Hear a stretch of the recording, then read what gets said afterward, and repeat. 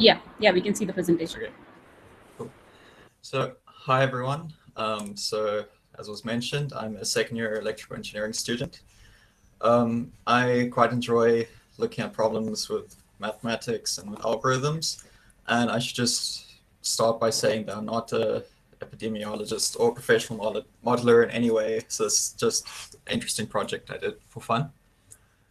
So I realized that the news has become quite saturated with COVID-19 nowadays. And for example, one popular website has 15 new articles related to COVID-19 on any given day. And I mean, I don't really have time to read through all of these, and it probably wouldn't be particularly healthy to be doing this every single day. So I tried to not spend too much time looking at these articles, but I still wanted to know what's going on. So the news app that I use does give notifications every morning, such as there have been 10,000 new infections, bringing the total to 200,000, and this comes through every morning. Which, although that is correct, I'm not sure that that's the best way to describe what's going on. So, for example, a headline like that to me just looks like a big number of new infections, bringing the total to an even bigger number, which doesn't say very much about what's actually going on. Okay, so back in April, we had an extended university recess. And around the same time, the YouTube channel 3 Blue 1 Brown uploaded some videos on exponential growth and on modeling epidemics. And it's definitely worth checking out that channel and those videos if you're interested in that kind of thing. He does some good explanations.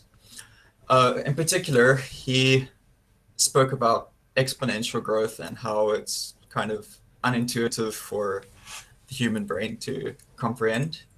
So it's almost like out of nowhere, suddenly you have these issues. And I think this kind of relates back to those headlines that you have these really big numbers, which are difficult to comprehend. So there must be a better way of understanding what's going on. So in this case, it would be better to put the graph on a logarithmic scale, in which case the exponential growth would look just like a straight line, which I think is much simpler than this graph where suddenly things become out of control. Okay, so during my research, I found that the Johns Hopkins University has their COVID-19 dataset free online on GitHub. So I decided to write a Python program that would update the data, and then it will compile everything together, do some interesting processing, and then try and give a better understanding of what the numbers mean. Oh, and just for convenience, it also emails me these graphs every morning, which is quite nice. So this is what the data set looks like. It's just a whole lot of this country has so many infections on this day, as well as the number of deaths and the number of recovered cases. So the Python script that I wrote is a few hundred lines long, which uses the NumPy module for finding trends and averaging data and whatever, and then matplotlib for the graphs. So the result is that every morning I get a new email coming through with the numbers for the day and whatever, and that's quite interesting to see. But then it also displays graphs like this for South Africa specifically. So this is, in this graph, we have the total number of infections plotted on a logarithmic scale. So it looks a lot more approachable because, I mean, I think a straight line is much easier to interpret than that exponential graph that we saw earlier. And then, for example, at the bottom right graph, you have the number of new cases that you saw on a day versus how many cases the country had in total on that day. So the reason that this, I think, is useful to know is if you see the headline 20,000 or what 10,000 new cases bring us to 200,000, well, what was it the day before? Was it 15,000 cases the day before, or was it 5,000 the day before? And I mean, since the number of cases is increasing, one would expect the number of new infections to increase. So I think that graph helps to show, is this kind of what one would expect? Okay, and then it also compares the top 5 highest number of infections compared to the world total. And it kind of does the same analysis for each one. Okay, well, so what? So like I said, I think these graphs are much more intuitive to understand than just a headline on some news platform or on social media. And I find it quite useful to compare what's happening in South Africa in this case compared to a country like Italy, which we're all reading about in the news just a few months ago.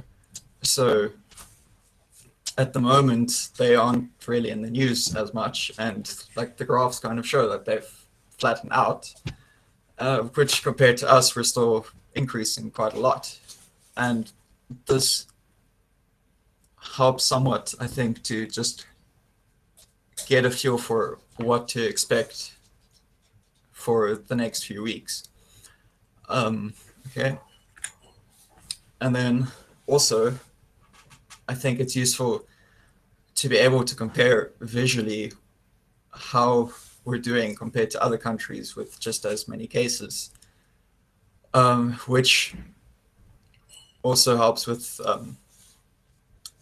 taking what politicians are saying and comparing that to what is actually going on. What does the data say is happening?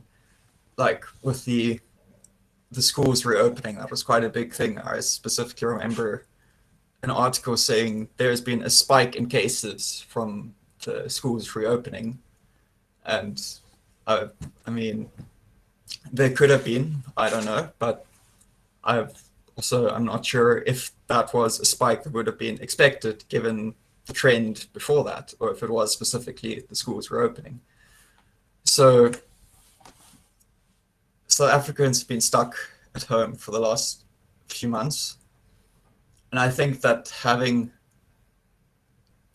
a few simple graphs like this makes it much clearer how we're doing against this virus, what progress is being made. Are we spiraling out of control, or are things somewhat stable or whatever?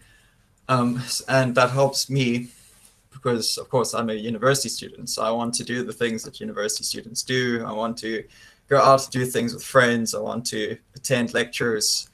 But just from looking at these graphs, it's kind of clear that that's not something that I can expect to happen anytime soon. Like that, it looks like it's just going on its, the line is continuing on its normal trajectory. It hasn't started flattening out yet. So I think that helps to justify, at least to me, some of the decisions that politicians make, and then come to a better understanding of what's going on. Yeah, so hopefully this was interesting.